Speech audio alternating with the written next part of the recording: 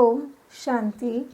मनुष्य आत्मा सारे कल्प में अधिक से अधिक कुल 84 जन्म लेती है। वे 84 लाख योनियों में पुनर्जन्म नहीं लेती। मनुष्य आत्माओं के 84 जन्मों के चक्र को ही यहाँ 84 सीढ़ियों के रूप में चित्रित किया गया है।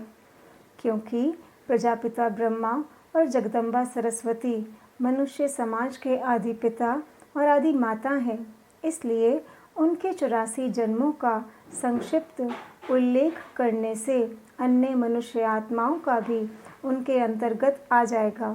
हम यह तो बता आए हैं कि ब्रह्मा और सरस्वती संगम युग में परमपिता शिव के ज्ञान और योग द्वारा सतयुग के आरंभ में श्री नारायण और श्री लक्ष्मी पद पाते हैं। सतयुग और त्रेता में 21 जन्म पूज्य देव पद। अब चित्र में दिखाया गया है कि सतयुग के 1250 वर्षों में श्री लक्ष्मी श्री नारायण 100% सुख शांति संपन्न 8 जन्म लेते हैं। इसलिए भारत में 8 की संख्या शुभ मानी गई है और कई लोग केवल 8 मणकों की माला सिमरते हैं तथा अष्ट देवताओं का पूजन भी करते हैं। पूज्य स्थिति वाले इन 8 नारायणी जन्मों को यहाँ 8 सीढ़ियों के रूप में चित्रित किया गया है। फिर त्रेता के 1250 वर्षों में वे 14 कला संपूर्ण सीता और रामचंद्र के वंश में पूज्य राजा रानी अथवा उच्च प्रजा के रूप में कुल 12 या 13 जन्म लेते हैं।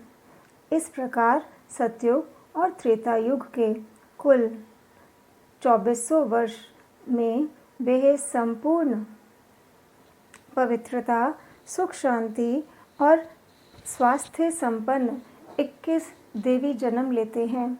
इस प्रकार सतयुग और त्रेता के कुल 2500 वर्षों में वे संपूर्ण पवित्रता सुख शांति और स्वास्थ्य संपन्न 21 दैवी जन्म लेते हैं।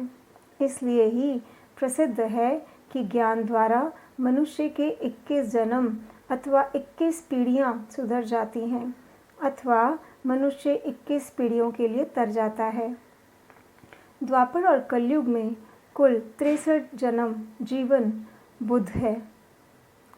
इस सुख की प्रारब्ध समाप्त होने के बाद वे द्वापर युग के आरंभ में पुजारी स्थिति को प्राप्त होते हैं। सबसे पहले तो निराकार परमपिता परमात्मा शिव की हीरे की प्रतिमा बनाकर अनन्य भावना से उसकी पूजा करते हैं। यहाँ चित्र में उन्हें एक पुजारी राजा के रूप में शिव पूजा करते दिखाया गया है। धीरे धीरे वे सूक्ष्म देवताओं अर्थात विष्णु तथा शंकर की भी पूजा शुरू कर देते हैं और बाद में अज्ञानता तथा आत्मविस्मृति के कारण वे अपने ही पहले वाले श्री नारायण तथा श्री लक्ष्मी रूप की भी पूजा शुरू कर देते हैं। इसलिए कहावत प्रसिद्ध है कि जो स्वयं कभी पूज्य थे बाद में वे अपने आप ही पुजारी बन गए। श्री लक्ष्मी और श्री नारायण की आत्माओं ने द्वापर युग के 1250 वर्षों में ऐसी पुजारी स्थिति में भिन्न भिन्न नाम रूप से वैश्यवंशी भक्त शिरोमणि राजा रानी अथवा सुखी प्रजा के रूप में कुल 21 जन्म लिए। इसके बाद कलयुग का आरंभ हुआ। अब तो सूक्ष्म लोक तथा साकार लोक के देवी देवताओं की पूजा इत्यादि के अतिरिक्त तत्व पूजा भी शुरू हो गई। इस प्रकार भक्ति भी अव्यभिचारी हो गई। यह अवस्था सृष्टि की तमोप्रधान अथवा शूद्र अवस्था थी। इस काल में काम क्रोध मोह लोभ और अहंकार उग्र रूप धारण करते गए।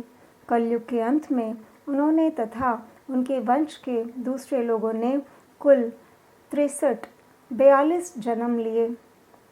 उपयुक्त ये स्पष्ट है कि कुल 5000 वर्षों में उनकी आत्मा पूज्य और पुजारी अवस्था में कुल 84 जन्म लेती है। अब वह पुरानी पतित दुनिया में 63 जन्म ले चुकी है।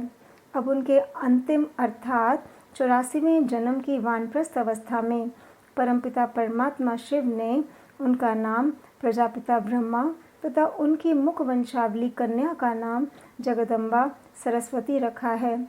इस प्रकार देवता वंश की अन्य आत्माएं भी 5000 वर्ष में अधिकाधिक 84 जन्म लेती हैं। इसलिए भारत में जन्म मरण के चक्र को 84 का चक्र भी कहते हैं और कई देवियों के मंदिरों में 84 घंटे भी लगे होते हैं और तथा 84 घंटे वाली देवी नाम से लोग याद भी करते हैं। ओम शांति।